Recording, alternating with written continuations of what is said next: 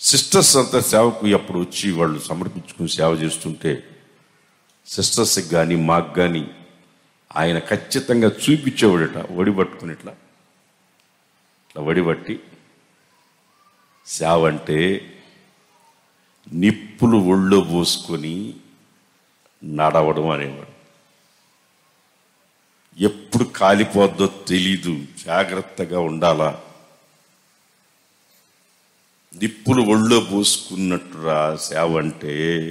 చెలగాటం ఆడకూడదు, చెలగాటం ఆడకూడదు సేవ అంటే అని ఇలా పెట్టుకొని ఇటు పట్టుకొని చూపించేవాడు. విశ్వాసులు ఇచ్చిన కానుక వాళ్ళ రక్తమురా అని కన్నీళ్లు గాచాడు ఎన్నోసార్లు. ఇది వాళ్ళ రక్తమురా, దేవుడికి లెక్క చెప్పాలి, ఇది వాళ్ళ రక్తం, వాళ్ళ కష్టార్జితం, వాళ్ళ కష్టార్జితం ఇది అని కన్నీళ్ళు పెట్టుకునేవాడు. వాళ్ళు ఎందుకు మనల్ని నమ్మిస్తున్నారు, వాళ్ళు ఇచ్చే కానుకని దేవుడికి లెక్క చెప్పాలి నేను అనేవాడు.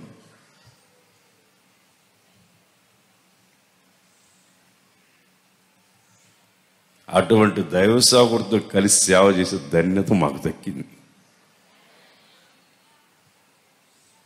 వాళ్ళ పాద ధూళి మమ్మల్ని ఈరోజుకి నిలబెట్టి, ఆయన మాట ఒక్క మాటకి ఎదురు చెప్పిన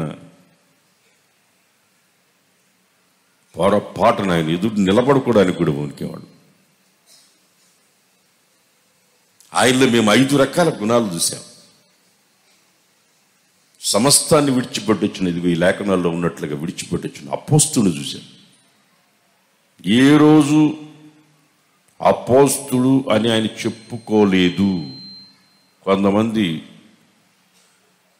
తెలివి తక్కువ వాళ్ళు ఆయన అపోస్తుడైన యేసన్న గారు అని వాల్ పోస్టులు వేసేవాళ్ళు బయట వాళ్ళు. యేసన్న అనేవాడు బ్రదర్ యేసన్న అని రాయి, బ్రదర్ యేసన్న అని రాయి. నేను మీలో ఒకడిని బ్రదర్ యేసన్న గారు అని రాపించుకునేవాడు. సమస్తాన్ని విడిచిపెట్టి వచ్చిన అపోస్తుడు ఆయనలో కనబడేవాడు. కొన్నిసార్లు మమ్మల్ని చాలా స్ట్రిక్ట్గా మమ్మల్ని ఖండించేవాడు. యేసన్న గారు ఖండించినట్టు కానీ ఇప్పుడు కానీ ఖండిస్తే ఒక్కడుండడు సేవలు. ఇటు చూడండి, ఆయన ఒక్కడుండడు సేవలు. యేసన్న గారు ఖండించినట్టు కానీ వీళ్ళు ఎవరైనా ఖండిస్తే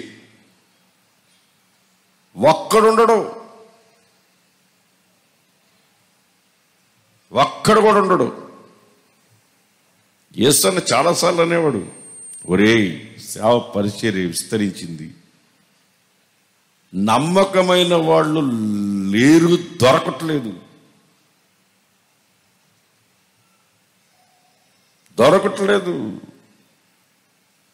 తప్పును తప్పుగా ఖండిస్తే అలిగి ఎళ్ళకెళ్ళోళ్ళు చాలా మంది ఉన్నారు.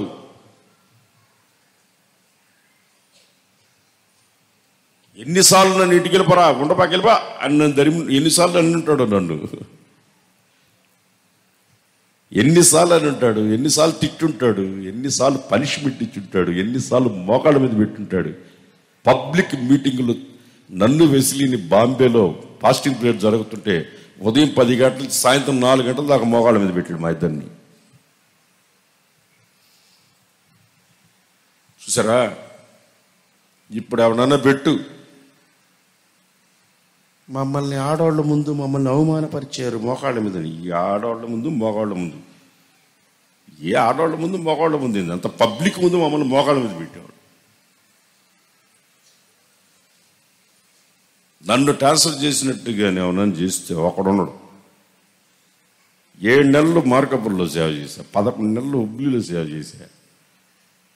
ఓసన్న మినిస్టర్లో నేను తిరిగినట్టు నన్ను ప్రయోగశాల కప్పను వాడుకున్నట్టు వాడుకునేవాడు. కోశాలంటే కప్పలే కదా కోస్తా ముందు, ఆ కప్పని నేనే ఓసన్న మినిస్ట్రీలో. ఆయనకి అలా చెయ్యాలనిపించింది, నేనే ఆయనకు దొరికా. దేవునికి స్తోత్రం. హల్లెలూయా, హల్లెలూయా, హల్లెలూయా. ఎంత ఆనందమో ఆయన మమ్మల్ని శిక్షిస్తుంటే, బుద్ధి చెప్తుంటే, సరి చేస్తూ ఉంటే చివరికి వేసుకున్న షర్ట్ కూడా తీరా అనేవాడు. చాలా నేర్పించాడు. విశ్వాసులకు మాదిరిగా ఉండటం ఎలా నేర్పించాడు, పెద్దవాళ్ళ దగ్గర ఎలా ప్రవర్తించాలో నేర్పించాడు, దేవుని వాక్యాన్ని ఎలా చదవాలో నేర్పించాడు, సేవకు వచ్చిన వాళ్ళకి చదువు నేర్పించాడు.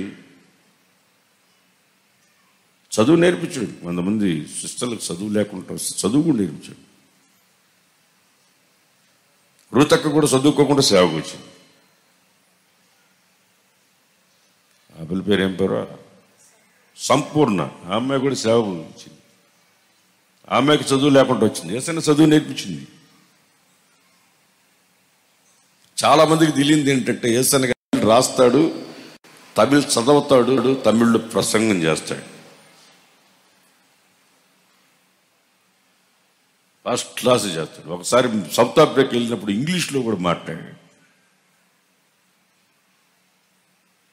తమిళ్ అయితే ఇంకా మామూలు ఉండదు. బుక్ లాంగ్వేజ్ మాట్లాడతాడు, బుక్లో ఉన్నట్లు తమిళ్లో.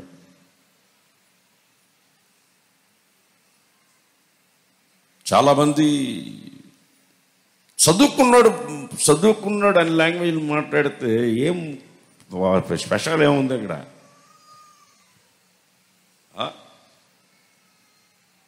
స్పెషల్ ఏముంది? చదువు లేకుండా దేవుడు అతన్ని హెచ్చిస్తే అది దేవుడి గొప్ప కార్యం. దేవుడికి స్తోత్రం కలుగును గాక. చేత తెలియజెప్పండి గట్టిగా, హుషారుగా. వారిలో ఒంటరైన వాడు 10,000 అవుతాడు.